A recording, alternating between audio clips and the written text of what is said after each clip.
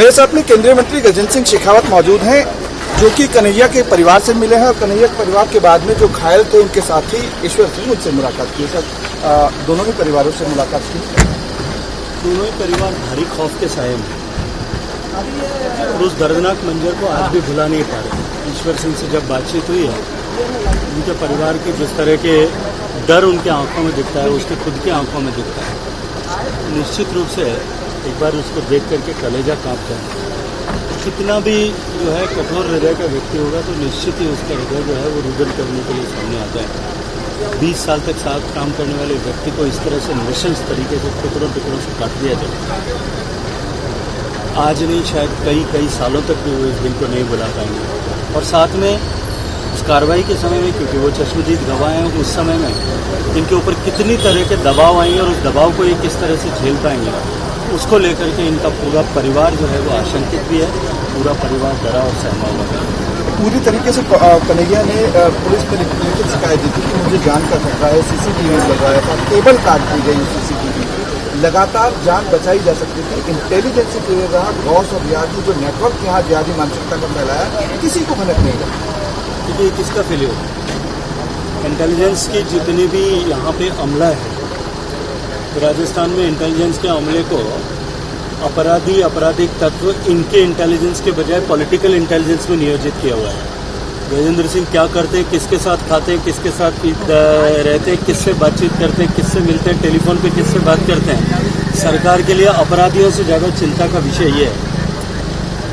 माननीय गहलोत साहब जब से मुख्यमंत्री बने तब से मुख्यमंत्री पद पर बने रहना उनके लिए प्राथमिकता हो गई है, और उसके चलते राजस्थान जिस तरह से असहाय हो गया है, राजस्थान के लोग जिस तरह से असहाय हो गए, राजस्थान में जिस तरह से अपराधियों का जो है वो बेखौफ होकर के उनका विचरण हो रहा है, निश्चित रूप से उसका दोषी कौन है वो आप, मैं और आज तो राजस्थान का हर एक व्यक्ति जानता है। दो सवाल छोटे छोटे हैं मेरे। एक सवाल ये है कि गृहमंत्री की भूमिका में खुद अशोक गहलोत, इंटेलिजेंस से फेलियर रही, इतना बड़ा गैंग यहाँ से लेकर पाकिस्तान तक भनकता रहा, भनक नहीं लगी। दूसरी चीज ये कि अमरावती में जो घटना हुई है, सेम घटना उसको इस तरीके से भी देखा जा सकता है यहाँ हुई, और ये कुछ और घटना को भी अंजाम देने वाले थे। क्या सरकार को अब बड़ा फैसला नहीं लेना चाहिए? क्या तीसरी कर दी है कि कुछ अधिकारियों को सस्पेंड कर दिया गया? देखिए, सरकार ने जिस तरह से फौरी कार्रवाई करके इसको दबाने की कोशिश की थी, मैं जो कि ASI को एस्केप रोड बना करके बस उतने में हम सब खत्म कर देंगे, इतनी कोशिश की गई थी। और उसके बाद में समाज का दबाव, आम जन का दबाव, भारतीय जनता पार्टी के कार्यकर्ताओं के दबाव चलते कुछ कार्रवाई की है, कुछ अधिकारियों को सस्पेंड किया है। लेकिन मुझे लगता है कि suspension is not a punishment. इसी के साथ साथ में इसके पैरेलल बूंदी में जिस तरह से एक व्यक्ति खड़े होकर के सरेआम कलेक्ट्रेट के सामने सैकड़ों लोगों की उपस्थिति में पुलिस पीछे खड़ी है और वो जिस तरह की भाषा में धमकियां देता है,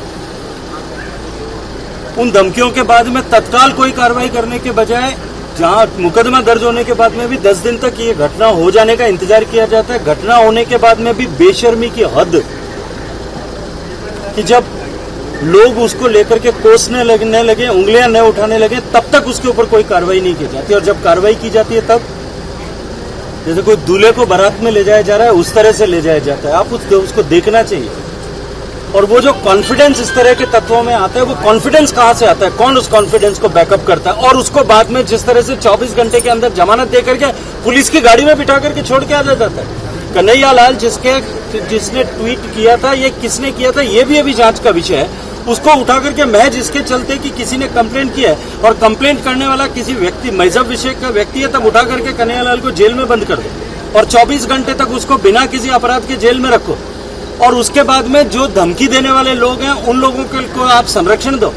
ये तो स्पष्ट हो गया है कि वोट बैंक की राजनीति के चलते कौन ऐसी ताकतों को जो है हवा, पानी और खाद देने का काम करता है। आपने कहा खून से जिसके हाथ लगे हों उसको इस तरीके की राजनीति नहीं करनी चाहिए। निश्चित रूप से नहीं करनी चाहिए, क्योंकि जो कन्हैया लाल का खून उछला, जो ईश्वर सिंह का खून उछला, उन अपराधियों और हत्यारों के कपड़े पर लगा होगा, लेकिन कुछ न कुछ छींटे उसके जो है प्रशासन और प्रशासन के मुखिया के ऊपर भी पड़े।